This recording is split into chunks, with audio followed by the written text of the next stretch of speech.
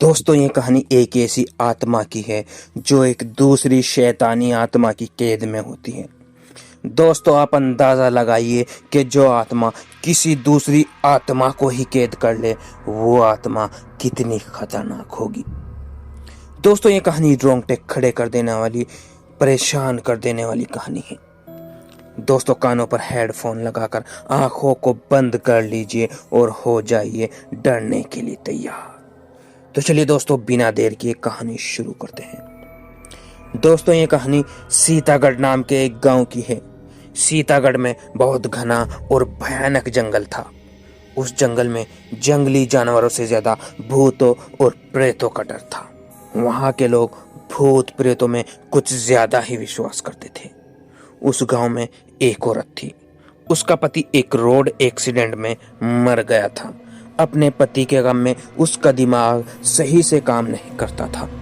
वो अजीब अजीब सी हरकतें करने लग गई थी। गांव वाले उसे पागल समझने लगे थे। एक दिन सुबह सुबह गांव का एक आदमी जिसका नाम नरेश था, वो कुछ जरूरी काम से शहर के लिए निकल पड़ता है। गांव में आने जाने का एक ही रास्ता था और वो रास्ता उस भयानक जंगल से होकर गुजरता था। नरेश जब उस जंगल से जा रहा था तो गांव से कुछ ही दूर चला था कि जंगल में उसे एक औरत की लाश पेड़ पर झूलती हुई नजर आई। वो डर गया और भागता हुआ गांव वापस आ गया। कुछ लोगों ने उसे इस तरह से भागते हुए देखकर कहा, क्या हुआ नरेश, तुम तो अभी शहर के लिए निकले थे, इतनी जल्दी भागते हुए वापस क्यों आ गए हो? तो नरेश ने उनको बताया कि मैंने अभी जंगल में एक औरत की लाश को पेड़ पर लटकते हुए देखा है। देखते ही देखते सारा गांव इकट्ठा हो जाता है और सभी गांव वाले कहने लगते हैं कि चलो चलकर लाश को देखते हैं। सारा गांव इकट्ठा होकर जंगल में लाश देखने के लिए चल दिया। गांव वाले जब जंगल पहुंचते हैं, उस लाश को दूर से देखते ही एक गांव का आदमी पहचान लेता है और वो कहता है कि ये तो उसी पागल औरत की लाश लग रही है। कुछ लोगों ने कहा, इसे नीचे उतारो, इसका दाह संस्कार कर दो। तो कुछ लोगों ने कहा, छोड़ो, इसका है ही कौन इस गांव में जो इसे आग देगा। वैसे भी इससे सारा गांव परेशान हो गया था। चलो ठीक ही हुआ, इससे पीछा तो छूट गया।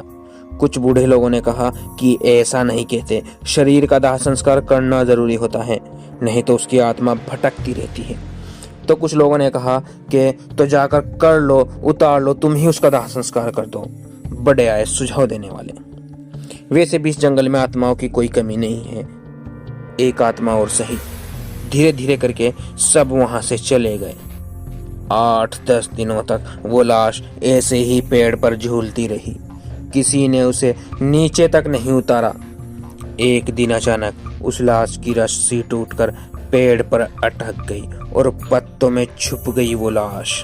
कुछ दिन बाद गांव का एक व्यक्ति उस रास्ते से जा रहा था। उसका नाम उमेश था। जब वो जंगल में पहुंचा तो उसे अचानक से वही पागल औरत सामने दिखाई दी। वो डर गया, उसका सारा शरीर कांपने लगा और उसके पलक झपकते ही वो गायब भी हो गई। उसने सोचा कि मैं तो मन में ऐसे ही सोच रहा था, शायद इसलिए ये मेरा वहम था, और फिर वो आगे चल दिया। तभी एकदम उसकी तरफ एक सांड दौड़ते हुए आया और उसे जोर से टक्कर मार के चला गया। वो उल्टा गिरा और उसे बहुत जोर से चोट भी लग गई थी। उसने जैसे ही पीछे मुड़ के देखा तो कोई नहीं था।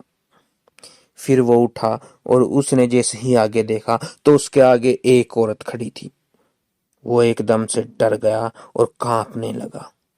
उस औरत की शक्ल बहुत ही डरावनी थी। उसके एक गाल की हड्डियां दिख रही थी और दूसरा गाल उसका जला हुआ था। आंखें अंदर धसी हुई थी, नाखून बड़े बड़े। वो उसे देखकर ऐसे डरा कि वो बेहोश होकर गिर पड़ा। जब उसकी आंखें खुली तो घबरा गया, क्योंकि वो उस घने जंगल के बीचों बीच में था।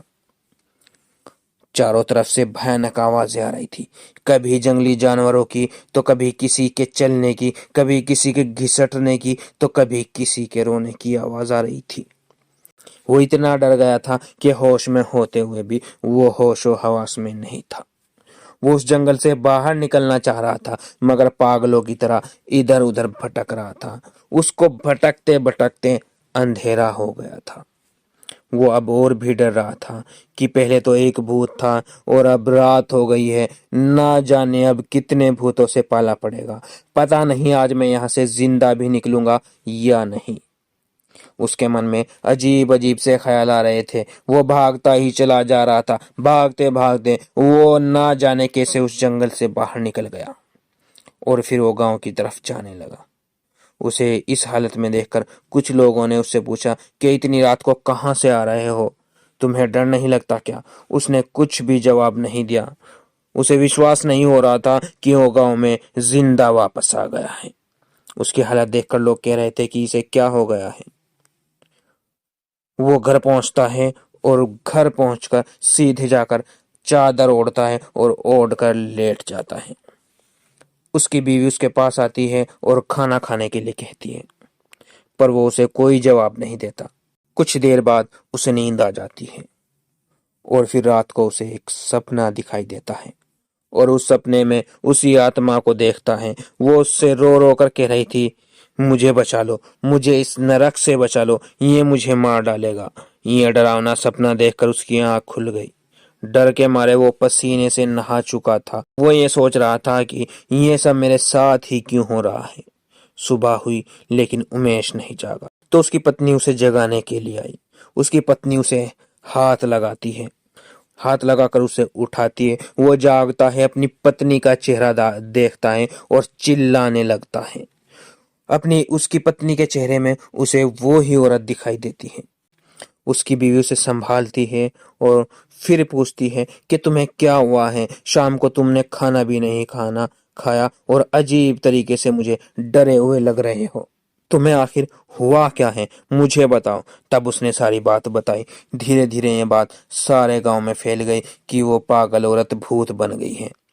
गांव के दूसरे लोगों ने बताया कि रात को यही आवाज कुछ लोगों ने भी सुनी, जो जंगल से आ रही थी कि मुझे बचाओ, मुझे इस नरक से निकालो। ये सुनकर तो गांव के सभी लोग डर गए। वे सोचने लगे कि शहर जाने का रास्ता भी बंद हो गया है, अब हम लोग क्या करें। तब कुछ लोगों ने कहा कि हम लोगों को किसी बाबा या पंडित की सलाह लेनी होगी कि ये सब माजरा क्या है। उनकी इस बात पर किसी ने कहा कि पास में एक भगत जी रहते हैं, वो आत्माओं के बारे में बहुत कुछ जानते हैं। जब ओमकार के लड़के को एक आत्मा ने पकड़ लिया था, तब उन्हीं ने उस आत्मा से उसे छुड़ाया था। उसकी बात पे कुछ लोगों ने कहा ये ठीक रहेगा। सब लोगों ने उन भगत जी को गांव में बुलाया और उन्हें सारी घटना बता दी। भगत जी ने कहा, तुमने उसके शरीर को न जलाकर बहुत बड़ी गलती कर दी। चाहे वो कैसी भी थी, इतना बड़ा जंगल होकर भी तुम लोगों से 4 लकड़ियों का बंदोबस्त भी नहीं हो पाया। इंसान कैसा भी हो, जब वो मर जाता है तो उसका दुश्मन भी उसकी अर्थी को कंधा देने को आ ही जाता है, पर तुमने तो सारी सीमाएं तोड़ दी। चलो अब जो भी हो गया है उससे निपटने के लिए तैयारी करो। भगत जी ने हवन किया और अपना ध्यान लगा के देखा तो उन्हें वो आत्मा बंधी हुई नजर आई।